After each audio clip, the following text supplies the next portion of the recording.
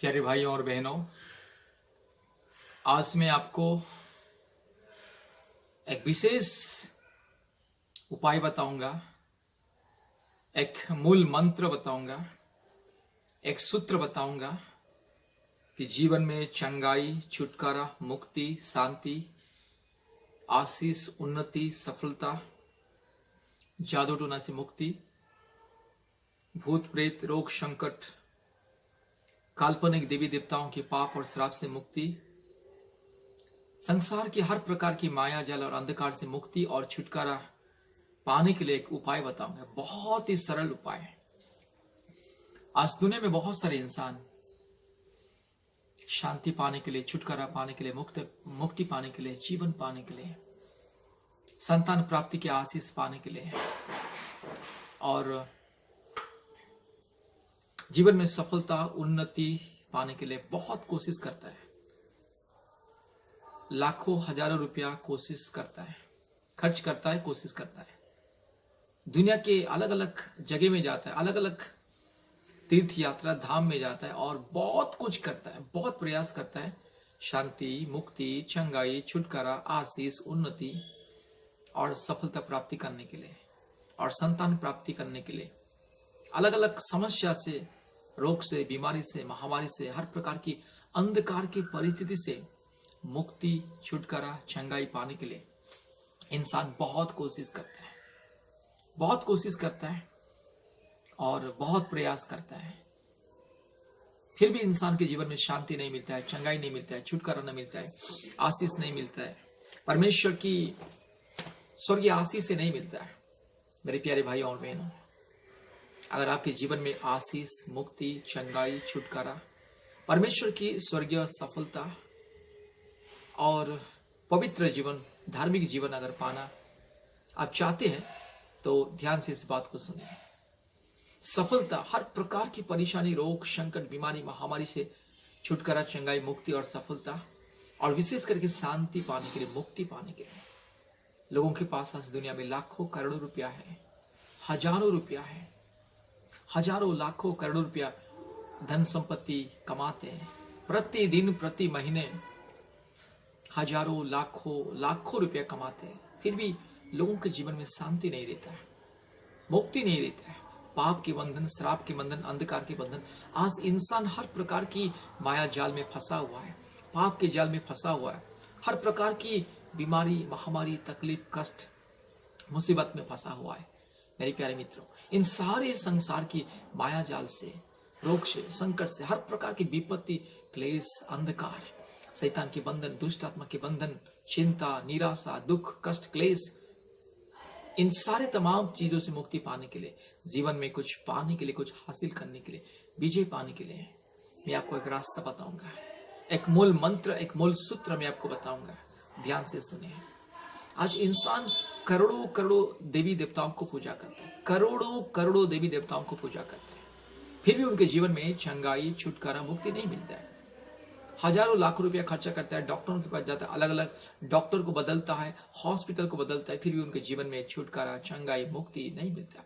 और आज इंसान लाखों रुपया कमाता है, लाखों करोड़ों रुपया कमाता है, फिर भी उसे शांति नहीं मिलता है। लाखों करोड़ों रुपया धन संपत्ति कमाता है, कोई चीज का कमी नहीं रहता है, किसी चीज का कमी नहीं रहता है, हर चीज को हासिल करता है, सफलता की ऊंचाई तक पहुंचता है, सफलता की मुकाम तक पहुंचता, अपने लक्ष्य स्थल में पहुंच जाता है और अपने सपना दर्शन को पूरा करता है, फिर भी उनके जीवन में शांति नहीं रहता है और उनके जीवन में मुक्ति नहीं मिलता है। मेरे प्यारे मित्रों, मुक्ति और शांति पाने के लिए केवल एकमात्र उपाय है, वो है परमेश्वर का रास्ता। परमेश्वर को छोड़ करके, सच्चा परमेश्वर, जीवित परमेश्वर और धार्मिक परमेश्वर को छोड़ गए आपको ये दुनिया में कोई भी शांति, मुक्ति, आशीष नहीं देगा। मेरे प्यारे भाई और बहनों, आज मैं आपको वो उपाय को बताऊंगा, वो साधना बताऊंगा, वो मूल मंत्र को मैं बताऊंगा। क्या करने से जीवन में शांति मिलेगा, मुक्ति मिलेगा, क्या करने से परमेश्वर हमारे प्रार्थना को सुनेगा, क्या करने से परमेश्वर को हम प्रसन्न करेंगे और परमेश्वर हमसे क्या चाहता है, क्या चाहता है परमेश्वर और परमेश्वर हमसे क्या अपेक्षा करता है। ये सारे तमाम चीजें को मैं आपको बताऊंगा मेरे प्यारे भाई और बहनों। एक मूल मंत्र, 5 विषय मैं आपको बताऊंगा। याद रखिए 5 विषय। ये 5 विषय ना मैं आज आपको बताऊंगा। 5 चीज, जैसे 5 उंगली के बिना कुछ काम नहीं होता है। 5 उंगली के बिना कुछ आप अच्छे से उसको मजबूती से पकड़ नहीं सकते, और 5 उंगली के बिना इंसान कुछ काम नहीं करता है। चाहे बाएं हाथ हो या दाएं हाथ हो, 5 उंगली के बिना इंसान कुछ काम नहीं कर पाता, इंसान सफलता नहीं पाएगा। वैसे ही 5 एक बातें, विशेष बातें, बहुत ही इंपॉर्टेंट, बहुत ही मुख्य बातें, 5 बातें, 5 नियम, परमेश्वर का 5 व्यवस्था, 5 नियम, 5 मूल मंत्र मैं आपको बताऊंगा आपके जीवन में छुटकारा, चंगाई, मुक्ति, आशीष, शांति पाने के लिए, पाप से क्षमा पाने के लिए, जीवन में एक विशेष स्वर्गीय आशीष, आनंद और सांत्वना पाने के लिए। मेरे प्यारे मित्रों, आज इंसान अपने ही बुद्धि को इस्तेमाल करता है, अपने ही दिमाग को इस्तेमाल करता है, परमेश्वर के ऊपर विश्वास भरोसा नहीं करता, इसलिए वो जहां भी जाता है फेल्योर होता है। वो कितना लाख प्रयास करता है लेकिन उसको चंगाई, छुटकारा, मुक्ति, आशीष नहीं मिलता है। कितने लाखों लाखों रुपया खर्चा करता है फिर भी उनके जीवन में सफलता नहीं मिलता। वो जो जिस चीज को वो इंतजार करे, जिस चीज के लिए वो तड़प रहा है, खोज रहा है, ढूंढ रहा है, वो उसको नहीं मिलता है। इसलिए मेरे प्यारे मित्रों, अगर आपको चंगाई पाना है, छुटकारा पाना है, मुक्ति पाना है, शांति पाना है, आशीष पाना है, संतान प्राप्त की आशीष पाना है, जादू टोना के बंधन से अगर मुक्ति पाना है, छुटकारा पाना है, कृपया ध्यान से इस बात को सुने। देखिए, आज इंसान करोड़ों करोड़ों देवी देवताओं को पूजा करता है, अपने लिए बस मार्केट में, बाजार में जाता है और अपने लिए काल्पनिक देवी देवताओं की मूर्ति को लेके आता है, अपने लिए कारीगर के पास जाता है, काल्पनिक देवी देवताओं को मूर्ति को बनाने के लिए पैसा देता है और मूर्ति को खरीद के लेके आता है। हाँ, इंसान सोचता है मैं अपने पैसा के द्वारा इंसान को, परमेश्वर को खरीद लूंगा। मेरे प्यारे मित्रों, कोई आपको खरीद सकता है? कोई, किसी के पास वो हिम्मत है जो आपको खरीद सकता है? शायद आपको कोई खरीद सकता है लेकिन मेरे को कोई खरीद नहीं सकता, क्योंकि मैं परमेश्वर का संतान हूं और मुझे सच्चाई मालूम है, क्योंकि मेरे परमेश्वर के अलावा मेरे जीवन के ऊपर किसी का अधिकार नहीं है। मेरे परमेश्वर के अलावा मेरे ऊपर, मेरे जो जीवन और मेरी जो मृत्यु, उनके ऊपर मेरे परमेश्वर के अलावा और किसी का अधिकार नहीं। केवल परमेश्वर के हाथ में ही मेरे जीवन और मेरे मृत्यु का समय है। उसी का ही मेरा मन, प्राण, आत्मा का अधिकार केवल उन्हीं के हाथ में है। उन्हीं की हथेली में मेरा सब कुछ है, मेरे अतीत, मेरा वर्तमान, मेरे भविष्य। इसलिए मेरे परमेश्वर के अलावा कोई मुझे खरीद नहीं सकता है। वैसे मेरे प्यारे मित्रों, जब इंसान एक इंसान को खरीद नहीं सकता है तो क्या परमेश्वर को खरीद सकता है, ईश्वर को खरीद सकता है? और इंसान जिसको खरीदता है वो ईश्वर नहीं है। जिसको वो खरीद के घर लेके आता है, चाहे फोटो हो या मूर्ति हो, चाहे मिट्टी का हो या लकड़ी का हो या पत्थर का हो, या चाहे सीमेंट का हो या बालू का हो या ईटा का हो, ईंट का हो, जो भी चीज, चाहे किसी भी धातु पदार्थ, सोना चांदी हीरा का क्यों ना हो, जिसको इंसान खरीद के लेके आता है और बोलता है कि यही मेरा ईश्वर, यही मेरा भगवान, इसलिए इसी मूर्ति के सामने में दंडवत करने से, इसी मूर्ति के सामने में पूजा पाठ करने से, हवन करने से, अगरबत्ती जलाने से, धूप जलाने से मेरा प्रार्थना सफल हो जाएगा। ये मूर्खता है, ये बेवकूफी है, ये अज्ञानता है मेरे प्यारे मित्रों। परमेश्वर को कोई ना खरीद सकता है ना कोई बेच सकता है। जो बेचता है वो सबसे बड़ा मूर्ख, अज्ञानी, पाखंड, और जो खरीदता है वो भी सबसे बड़ा मूर्ख, पाखंड, अज्ञानी है। इसीलिए इसी कारण की वजह से, इसी मूर्खता, अज्ञानता की वजह से परमेश्वर का क्रोध दुनिया में आया है, और परमेश्वर का क्रोध के द्वारा ही आज करोड़ों करोड़ों, लाखों करोड़ों लोग मरते हैं हर दिन। लाखों करोड़ लोग रोग में, संकट में, बीमारी में, महामारी में, अशांति में, हर प्रकार की घिनौने, पाप और अपराध में ही इंसान का जीवन नाश होता है। इंसान मुक्ति के बिना दुनिया छोड़ के चला जाता है, सीधा नरक जाता है। इसलिए मेरे प्यारे मित्रों, इन सारे जो काल्पनिक, अंधकार और पाखंडी बात, ये सब पाखंडी है, अधर्म है, अज्ञानता है, संपूर्ण मूर्ख है। जो कहता है कि मैं जाऊंगा, बाजार जाऊंगा और ईश्वर का फोटो लेके आऊंगा, ईश्वर का मूर्ति लेके आऊंगा, ईश्वर का एक मूर्त को बना के लेके आऊंगा। हाँ, रेडीमेड भगवान, हैंडमेड भगवान, कारीगर के द्वारा बनाया हुआ भगवान, चाहे वो हिंदू हो या मुस्लिम हो, क्रिश्चियन हो, जैन हो, सिख हो, जो भी क्यों ना हो। मैं किसी व्यक्ति विशेष धर्म या जाति को नहीं बोल रहा हूं, मैं मानव जाति को बोल रहा हूं। मानव जाति आज इतने अंधकार में, मूर्खता में, पाखंडता में फंसा हुआ है कि ज्ञान रहते हुए भी, विज्ञान रहते हुए भी अंधकार में है, संपूर्ण अज्ञानता में है। आज जानवर भी अपने लिए ईश्वर को नहीं बनाता है। जानवर, एक जानवर, बुद्धिहीन जानवर भी अपने लिए ईश्वर को नहीं ढूंढता है, लेकिन आज इंसान अपने लिए काल्पनिक देवी देवताओं को ढूंढता है। पहाड़ पौधे को ईश्वर बोलता है, सूर्य चंद्र को ईश्वर बोलता है, नक्षत्र को ईश्वर बोलता है, तारागण को ईश्वर बोलता है। और इतने सारे करोड़ों करोड़ों सूर्य चंद्र नक्षत्र तारागण को ईश्वर बोल के भी उसे एक संतुष्टि नहीं मिला। इसलिए बाद में देखता है कि जल को, हवा को, पानी को, आग को, मिट्टी को, पत्थर को, फिर भी उसको संतुष्ट नहीं मिलता है। तो जल के अंदर जितने जीव जंतु है उनको भी ईश्वर बोलता है, और धरती में जितने भी जीव जंतु उनको भी ईश्वर बोलता है। और ये पहाड़ पौधे, ये जो वृक्षलता, जो करोड़ों करोड़ों किस्म की वृक्षलता है, बस एक एक विश्व वृक्ष को वो क्या करता है, ढूंढता है और उसको चयन करता है और बोलता है कि यही ईश्वर है। इसी पेड़ के नीचे ही ईश्वर बैठा है, नहीं तो इसी पेड़ के अंदर ही ये ईश्वर सृष्टिकर्ता बसा हुआ। इसलिए इस पेड़ को अगर हम पूजा करेंगे तो ईश्वर को पूजा करेंगे। यही मूर्खता, अंधविश्वास, पाखंड, ये टोटली ये है फ्रॉड की बात है, ये अज्ञानता, मूर्खता। देखिए, ज्ञान और विज्ञान के जमाने में भी इंसान अगर इतना मूर्खता करेगा तो और क्या बताएंगे उसको, कौन उसे समझाएगा। मूर्ख और पाखंड इंसान को, दुष्ट और बदमाश इंसान को, जिसका बुद्धि भ्रष्ट हो चुका है, जिसका ज्ञान का टोटली सर्वनाश हो चुका है, जिसका ज्ञान, बुद्धि और समझ टोटली भ्रष्ट हो चुका है, उनको कौन समझाएगा। आज इसीलिए परमेश्वर का क्रोध दुनिया में यस ऑलरेडी आ चुका है।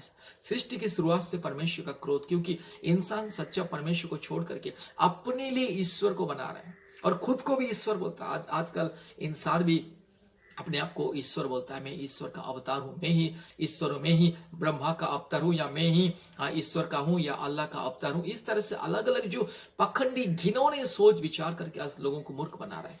आज धर्म के नाम पर अधर्म, जहां जहां धर्म के नाम पर अधर्म, जहां जहां धर्म है वहां पर केवल अधर्म के अलावा और कुछ नहीं। आज लोग धर्म के नाम पर अन्याय, अत्याचार, मार पीट, चोरी, डकैती, लूट पाट, दंगा फसाद कर रहे हैं। इंसान नहीं समझता है कि धर्म का मतलब क्या है, धर्म का अर्थ क्या है, धर्म क्या है और अधर्म क्या है। इंसान नहीं समझता है, क्योंकि इंसान सच्चा परमेश्वर को छोड़ करके काल्पनिक बातों के पीछे दौड़ रहा है। इसलिए आज इंसान को शांति नहीं मिल रहा है, मुक्ति नहीं मिल रहा है, छुटकारा नहीं मिल रहा है। लाखों करोड़ों रुपया खर्चा करके भी प्रयास करता है और दुनिया घूमता है, वो दुनिया घूमता है, करोड़ों करोड़ों देवी देवताओं के पीछे घूमता है, फिर भी उसको चैन, शांति नहीं मिलता। बाद में सारे के सारे देवी देवताओं को पीछे रख करके तांत्रिक बाबा ओझा के पास जाता है, कहता है मेरा ये समस्या, मेरा ये कष्ट, मेरा ये तकलीफ, कृपया मुझे बचाइए। और तांत्रिक बाबा ओझा उसे अच्छे से लूटता है और बाद में उसको पता चलता है ये भी लूट लिया करके, और बाद में निराश हो जाता है और बाद में कहता है कि कोई ईश्वर नहीं है, कोई भगवान, ये सब बेकार फालतू चीज, ऐसे बोलता है। मेरे प्यारे मित्रों, पवित्र धर्मशास्त्र बाइबल हमें कहता है कि मूर्ख ही, पखंडी आदमी, अज्ञान आदमी, बुद्धिहीन जानवर जैसा आदमी ही ईश्वर को अस्वीकार करता है। मेरे प्यारे मित्रों, इसलिए आपको अगर चंगाई, छुटकारा, मुक्ति, आशीष, शांति, सांत्वना और सफलता पाना है, आप जिस चीज के लिए आप परमेश्वर को प्रार्थना कर रहे हैं, परमेश्वर के चरणों में विश्वास कर रहे हैं, परमेश्वर को मांग रहे, दिन रात मांग रहे, उस चीज को अगर पाने के लिए 5 उपाय मैं आपको बताऊंगा। याद रखिए 5 उपाय। सबसे पहला है प्रार्थना, व्यक्तिगत जीवन में प्रार्थना, और दूसरा है परमेश्वर का वचन को ध्यान करना, दिन रात सुबह शाम परमेश्वर का वचन को ध्यान करना। तीसरा है उपवास, और चौथा है आराधना, स्तुति, प्रशंसा और संगति, और 5वां है दान, 10वां भाग और भेंट। आज इंसान, बहुत सारे इंसान अलग अलग मंदिर में जाता है, प्रार्थना करता है, हाँ गिरजा में जाता है, प्रार्थना करता है, घर में प्रार्थना करता है, लेकिन उनके जीवन में परमेश्वर का वचन नहीं रहता है। परमेश्वर का वचन, परमेश्वर का जो व्यवस्था नहीं रहता है, परमेश्वर का संविधान, परमेश्वर का नियम कानून के खिलाफ वो कार्य करता है, इसलिए उनका प्रार्थना परमेश्वर कभी नहीं सुनता, उसको सफलता नहीं मिलता है। परमेश्वर का व्यवस्था को मानना है, पालन करना है। परमेश्वर का व्यवस्था में प्रेम सिखाता है, आदर, ममता सिखाता है, क्षमा सिखाता है, दया, धर्म सिखाता है, अधर्म नहीं सिखाता। इसलिए परमेश्वर की व्यवस्था को मानना, व्यवस्था के अनुसार बस अपने जीवन को सुधारना। और तीसरी बात है उपवास, उपवास करना। उपवास का मतलब है भूख हड़ताल, साधना है। जैसे दुनिया के लोग जब सरकार से कुछ डिमांड करते हो तो भूख हड़ताल करते हैं, और सरकार उनका बात को सुनता है, उनका डिमांड को पूरा करता है, मांग को पूरा करता है और उससे देता है। वैसे ही परमेश्वर के चरणों में यस भूख हड़ताल, उपवास, हफ्ते में 1 बार हो या 2 बार हो या 3 बार हो, अपने शरीर, अपने बल के हिसाब से, अपने स्वास्थ्य के हिसाब से उपवास करना जरूरी है। और चौथी बात है संगति। इंसान घर में ही बोलता है कि कौन जाएगा संगति में, कौन जाएगा ऑनलाइन प्रार्थना मीटिंग में। ऑनलाइन प्रार्थना में आओ बोलने से लोगों को नींद आ जाता है, ऑनलाइन प्रार्थना बैठने से नींद आ जाता है। अगर कोई बोलेगा भैया आओ मेरे पास, मेरे सामने 15-20 मिनट बैठो, मैं तुमको 1000 रुपया दूंगा, नींद उड़ जाएगा, पूरा पूरी टोटली नींद उड़ जाएगा, क्योंकि उसको पैसा का लालच है, कैसे पैसा मिलेगा। इसलिए इंसान धूप में भी अगर कोई बोलेगा कि सरकार आज बस हर एक नागरिक को बस 500 रुपया दे रहा है, इसलिए सब लोग अपने अपने आधार कार्ड लेकर के आ जाओ, सबको मिलेगा, सब लोग घर द्वार सब छोड़ के, बीबी बच्चे छोड़ के दौड़ेंगे, धूप में भी लाइन में खड़े हो जाएंगे। सांसारिक अभिलाषा के लिए इंसान इतना दौड़ता है, लेकिन परमेश्वर जो हमें सब कुछ देता है, स्वर्गीय आशीष देता है, उनके पास आओ बोलने से, बैठो बोलने से, उनके उपस्थिति में बैठो, उनकी सेवा उपासना आराधना करो, सबको नींद आ जाता है, सबको बस खुजली हो जाता है, ऐसे खुजली हो जाता है, खुजली हो जाता है, ऐसे खुजली हो जाता है। और पांचवी बात है दान, धर्म, पुण्य काम करना, दान और 10वां भाग गरीब दुखी बेसहारा लोगों को देना है। आज इंसान लाखों रुपया कमाता है अपने स्वार्थ के लिए, वो पैसा को बस एंजॉय करता है, पैसा को बर्बाद करता है, दारू पी के, गांजा पी के, और वेश्यावृत्ति करके, व्यभिचार करके, और फिल्म हॉल जाना, नहीं तो ओपेरा देखना, नहीं तो अलग अलग पार्क घूमना, और दुनिया के अलग अलग टूरिज्म इधर उधर जाता है और पैसा को बर्बाद करता है। लेकिन उसी पैसे से कुछ अपनी कमाई से कुछ दुखी गरीब बेसहारा अनाथ विधवाओं को नहीं देता है, बस वो एंजॉय करता रहता है, लेकिन अपने सामने उनके आंखों के सामने कुछ भूखे हैं, प्यासे हैं, नंगे हैं, बेसहारा है, उनको जरा मदद करना, ये सब नहीं करता है। तो इन 5 चीज जिनके जीवन में नहीं रहता, 5 में से एक भी छूट जाएगा ना, परमेश्वर कभी उसको सफलता नहीं देता, कभी नहीं देता है। वो चाहे कितना प्रार्थना करो, उपवास करो, इतना भजन गाए, संगति में जाए, लेकिन अगर दान और 10वां भाग परमेश्वर के राज्य के लिए अगर नहीं देता, परमेश्वर के लिए अगर नहीं देता है, परमेश्वर के नाम में, परमेश्वर की महिमा के लिए, मानव जाति की सेवा के लिए, मानवता के लिए अगर वो दान और 10वां भाग नहीं देगा, अगर वो किसी दुखी गरीब बेसहारा अनाथ विधवाओं को मदद नहीं करेगा, तो परमेश्वर कभी उसका प्रार्थना को नहीं सुनता।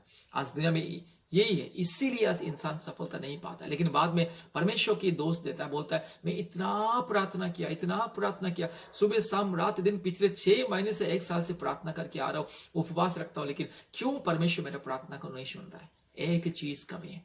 एक दिन एक धनवान व्यक्ति यीशु मसीह के पास आके बोला कि मुझे अनंत जीवन पाने के लिए, मुझे ये हमेशा स्वर्ग में जीने के लिए, मुझे स्वर्ग जाने के लिए मुझे क्या करना पड़ेगा? यीशु का सारी व्यवस्थाओं को पाल, सारे आज्ञाओं को पाल। उसने कहा मैं बचपन से, अर्थात मेरे जवानी की उम्र से मैं सब कुछ पालन कर रहा हूँ। यीशु ने कहा एक चीज कमी है कि तेरी जो संपत्ति है उसमें गरीबों को दे, बांट दे तेरा संपत्ति, और मेरे पीछे आ। वो व्यक्ति धनी व्यक्ति था, इसलिए संपत्ति के बाद जब आ गया है, दान और 10वां भाग के बाद जब आ गया, वो चला गया, यीशु को छोड़ के चला गया, अनंत जीवन को ठुकराया। आज वैसे ही आज दुनिया में बहुत सारे लोग हैं, इतने कंजूस, इतने कंजूस, इतने कंजूस, अपने शरीर का बुखार मांगने से भी ऐसे लोग भी है कि अपना शरीर का बुखार मांगने से भी नहीं देंगे। कहावत में है ना कि आदमी, कभी कभी हम लोग अपने दोस्त लोगों को ऐसे मजाक में बोलते हैं, आदमी अपना पेशाब मांगने से भी नहीं देगा मेरे को, इतना कंजूस आदमी, ऐसे बोलते हैं लोग, बोलते हैं। तो इस तरह से कंजूस आदमी जो बस गरीबों के प्रति जिसका दिल दिमाग नहीं है, बेसहारा अनाथ और परमेश्वर के राज्य के लिए जिसका दिल दिमाग मन नहीं है, वो कभी आशीष नहीं पाएगा। और ऐसे लोगों का जितना भी कमाई दूसरे आदमी खाता है, दूसरा आदमी खाता है, सब कुछ छोड़ के चला जाता है, दूसरा आदमी उसको एंजॉय करता है। इसलिए मेरे प्यारे मित्रों, आप चाहे महीने में 10,000 हो या 5,000 हो या महीने में 3,000 भी अगर आप कमाए, वो 3,000 में से भी कुछ अगर आप परमेश्वर के राज्य के लिए, गरीबों के लिए, दुखियों के लिए, परमेश्वर की सेवा के लिए अगर आप उसको अलग करके रखोगे, तो परमेश्वर आपको आशीष करेगा। ये 5 चीज में से एक चीज कम नहीं होना है। बहुत सारे लोग क्या करते हैं, प्रार्थना नहीं करते हैं, वचन को नहीं ध्यान करते, संगति में नहीं जाते हैं, और लेकिन दान देते हैं, दान देने से भी नहीं होगा। ये 5 चीज हमारे जीवन में कमी नहीं होना है। इसलिए मेरे प्यारे मित्रों, बाइबल कहता है, पवित्र धर्मशास्त्र बाइबल कहता है, बहुत सुंदर से पवित्र धर्मशास्त्र बाइबल कहता है, मत्ती 6 अध्याय का 33 में लिखा है, इसीलिए पहले तुम परमेश्वर का राज्य और उसके धर्म की खोज करो, तो ये सब वस्तुएं भी तुम्हें मिल जाएंगी। सब कुछ मिलेगा अगर आप परमेश्वर की व्यवस्था को पालन करोगे, परमेश्वर की व्यवस्था के अनुसार अगर आप परमेश्वर के राज्य एवं धार्मिकता की खोज करोगे, तो सब कुछ मिलेगा। परमेश्वर की राज्य और धर्म की खोज करने का मतलब क्या? ये 5 चीज है, प्रार्थना करना, उपवास करना, संगति में जाना, आराधना में जाना, गरीब बेसहारा लोगों को मदद करना, दान देना, परमेश्वर के राज्य के लिए दान और दसवां भाग को देना, ये चीज बहुत ही इंपॉर्टेंट। इसलिए इन सारी चीज जिनके जीवन में नहीं रहता, ये 5 में से एक भी अगर कम हो जाएगा ना, परमेश्वर उसको कभी आशीष नहीं करेगा। इसलिए मेरे प्यारे मित्रों, सफलता पाने, मुक्ति पाने, छुटकारा पाने, चंगाई पाना और संतान प्राप्ति का, विशेष करके संतान प्राप्ति का आशीष अगर पाना है मेरे प्यारे भाइयों और बहनों, अगर संतान प्राप्ति का आशीष अगर पाना है, इन सारे तमाम चीजों को आप उसको फॉलो करो, उसको पालन करो। बहुत सारे लोग बोलते हैं कि हमारे पुरुष भाई लोग बोलते हैं कि नहीं, जब परमेश्वर मुझे संतान देगा तब जाके मैं परमेश्वर के पास आऊंगा, नहीं तो जब परमेश्वर मेरा इस प्रार्थना को सुन करके मैं मेरे मन में जो है वो मेरे मन के मुताबिक अगर परमेश्वर अगर मुझे देगा तब जाके मैं उसे विश्वास करूंगा, उसे मानूंगा, संगति में जाऊंगा, प्रार्थना में जाऊंगा और दान दसवां भाग दूंगा। पहले परमेश्वर मेरे लिए ये करना है मेरे भाइयों और बहनों। माँ ने आपको खाना आपके सामने खाना रखा, आप अगर माँ को बोलोगी ना पहले मुंह मेरी भूख मिटना है बाद में खाना खाऊंगा, ये चलेगा? कोई भी व्यक्ति पहले पढ़ाई करता है या बाद में पढ़ाई करता है? एग्जाम के बाद पढ़ाई करता है क्या? पहले रिजल्ट आता है या पहले वो पढ़ाई करता है? कोई भी स्टूडेंट अगर वो जो स्कूल कॉलेज में पढ़ता है, पहले उसको पढ़ना लिखना परिश्रम करना, तब जाके उसका परीक्षा का फल आएगा, रिजल्ट आएगा। अगर कोई बोलेगा नहीं पहले मेरा रिजल्ट आना है तब जाके मैं अच्छे से पढ़ाई करूं, यह चलेगा? यह मूर्खता की बात है। अगर मान लीजिए अगर कोई व्यक्ति को तनख्वाह, नौकरी, अच्छा नौकरी चाहिए, तनख्वाह चाहिए, कोई बोल सकता है कि नहीं पहले मुझे सरकार मुझे तनख्वाह देना चाहिए उसके बाद मैं ड्यूटी में जाऊंगा। हो सकता है नहीं, पहले ड्यूटी करो उसके बाद तनख्वाह मिलेगा। ड्यूटी के बिना तनख्वाह नहीं मिलता है, वैसे परिश्रम के बिना फल नहीं मिलता। पहले परिश्रम करो, परमेश्वर के ऊपर विश्वास करो, भरोसा करो, परिश्रम करो, प्रार्थना करो, वचन को ध्यान करो, संगति में आओ, दान दसवां भाग दो, तब जाके जरूर परमेश्वर प्रतिफल देगा। सच्चाई से, दिल से, मन से, आत्मा से परमेश्वर की सेवा करो, जरूर परमेश्वर आशीष देगा। परमेश्वर इस वचन के द्वारा सबको आशीष करे, बहुत ऐसे आशीष करे। धन्यवाद, नमस्ते, जय मसीह।